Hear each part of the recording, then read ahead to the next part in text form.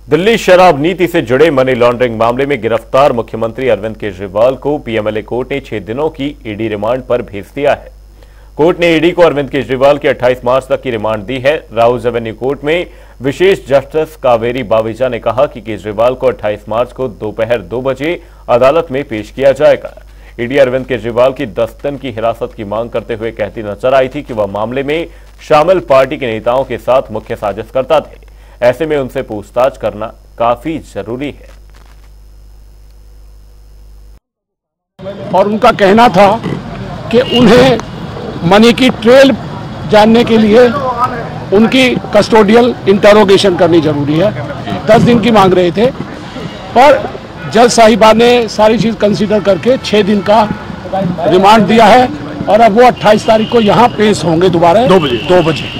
क्या कुछ और ग्राउंड रखा गया और क्या कुछ देखिए, उनकी तरफ से कहा गया कि जो पैसा गोवा में इस्तेमाल हुआ है वो इल गॉटन मनी थी और उनके पास कुछ ऐसे गवाहों के जो उन्होंने कहा बयान हैं जिससे पता चलता है कि उनको कैश की डिलीवरी हुई है। परंतु हमारी तरफ से जो वकील साहिबान थे उन्होंने कहा कि इसमें कहीं भी अरविंद केजरीवाल जी का ना पहले कभी नाम था ना आज के दिन का नाम है, और जिन गवाहों के बयान ईडी ने रिकॉर्ड किए उनमें भी उनका नाम कहीं नहीं है। ऐसे में उनकी कस्टोडियल इंटरोगेशन बनती नहीं है और हमने उसको अपोज किया था, पर अब 6 दिन का चूंकि रिमांड हो गया है, जज साहब ने कर दिया है, इसलिए अब वो 28 तारीख को यहाँ पेश होंगे। 28 मार्च तक की ईडी की कस्टडी में दिल्ली के मुख्यमंत्री अरविंद केजरीवाल जी की रिमांड दी है।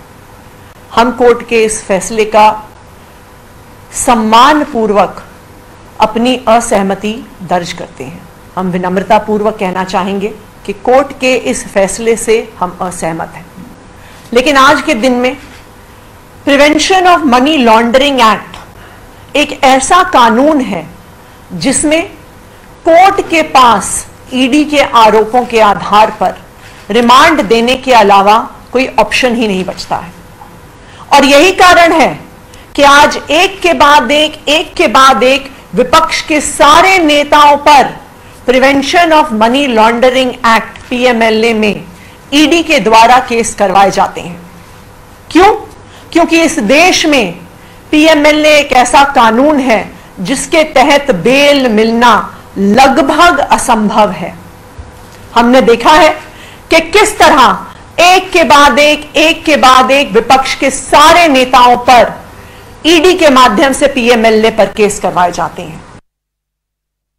ये जो फैसला आया और जो आज देश की परिस्थितियां हैं उसके ऊपर एक बात जो बिल्कुल जमती है वो ये है, हमको मालूम है जन्नत की हकीकत लेकिन दिल को बहलाने के लिए गालिब ये ख्याल अच्छा है।